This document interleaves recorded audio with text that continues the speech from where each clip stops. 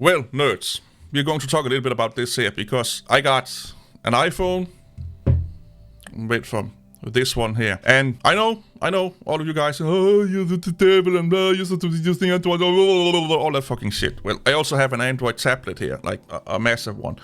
And I have like 4, 5, or 6. I have more Android devices. I actually have another tablet, and then I have like 4 or 5 other Android devices. So why did I go with this thing here?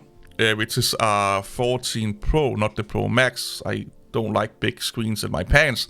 When you're already carrying a big package, you don't need another big package, by the way. Wink, wink, please. Anyway, I went with this just for the fact of trying something new. I have them for, like I said, 2 years. I feel that 2 years for at least an Android, that's like the normal, used to be the normal serviceable lifespan of a phone. Most carriers give you like 2 years or 1 year of OS updates. So they'll see when the new Android OS comes out, it will be updated, and they give you kind of like 1 or 2 years extra security updates. So for most people that don't have a Samsung, if your phone is more than 3 years old, you're probably not getting security updates anymore. You're not even getting OS updates anymore, more than likely. So that means that you're potentially running a really unsecure phone.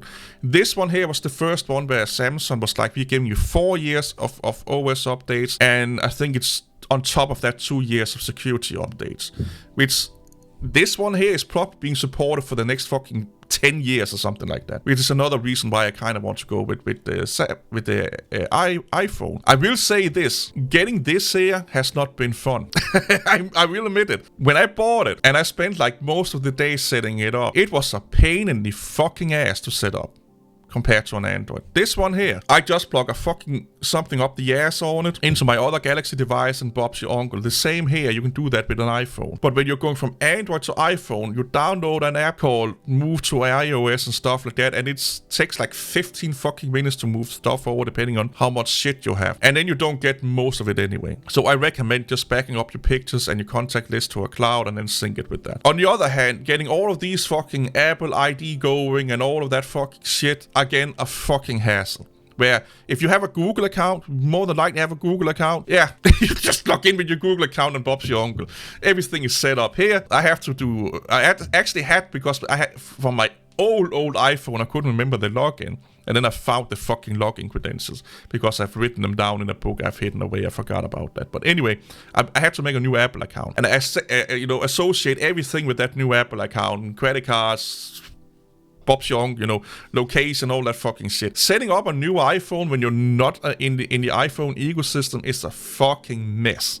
Okay, I have a list here. Another thing that is really fucking crazy, and a lot of people are bitching about it, the notifications on iOS. I have never seen a more stupidly implemented way of doing notification than on iOS. Like when the second I got Instagram, Twitch, YouTube, Facebook up and running, I was like, this is closed right or turned off right now, this is turned on. So I was dealing with notification on this one here for like half a day because I didn't want to deal with it on there. Apple should copy notification from Android. I don't give a fuck. Copy the way Android do notification, or especially how fucking One UI on Samsung do notification. It's like you can interact with them, you can look them, you can say, I know I will get used to it over time, and I'm like, yeah, but right now I'm like, fucking hell. Notification, like Apple can make some amazing UI designs, and then they got the fucking janitor or plumber to do the notification on iOS. It makes no fucking sense. If there's an OS update on this fucking sucker here, still this is like a 2001 device, it will take me a couple of minutes to update it, download, update, reboot Bob's your uncle. This one here, if you're a Linux guy, you know what I'm talking about right now. This here is updating the same nature of fucking Windows.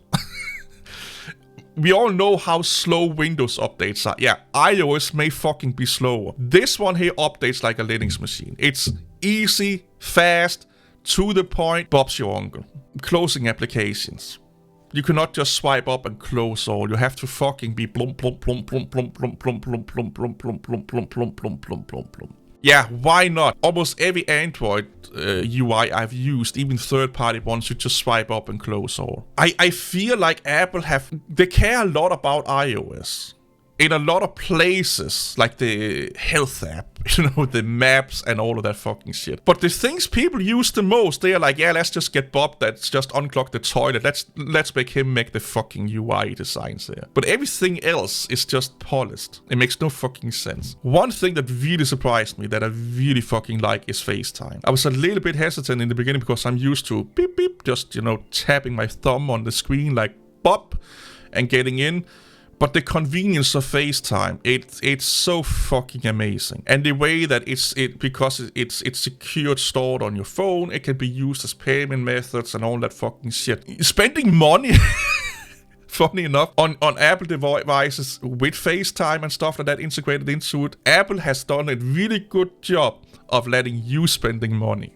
I feel on Android it's a little bit of an irritation because you have to do this, you have to use your thumb, and then you have to blah blah do a lot of things, sometimes put in a password and what have you not. On this sucker here, I just look at it, click, swipe over here, and then everything is paid for more or less. And I'm not going to make a video that's 20 minutes long explaining that about the design versus this and the doability versus this versus iPhone. Remember, put it this way, I'm not going to sit here and justify why I bought an iPhone other than saying that I want to try a new ecosystem. And I'm not trying to fool your intellect into making this into be a bad device. This is an excellent, amazing device. I love Android phones. I fucking love them. But I want to try something new. I've not been in the iPhone Apple ecosystem, or at least on the phone side, for 4 or 5 years. So that's the main reason why I want to do it. I want to get exposed to that ecosystem again. If you want to see more of this is just me talking for a fucking while and introducing myself back into the Apple iPhone ecosystem and stuff, like a little bit pros and cons. If you want to see more about iPhone, my journey with the iPhone after 4 years off it, or 5 years, can't fucking remember right now, let me know, and I will set up proper fucking recording.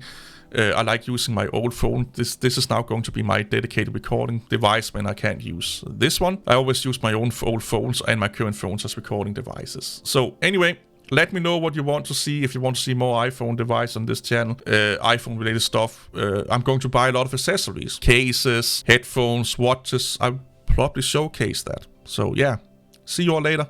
Bye bye.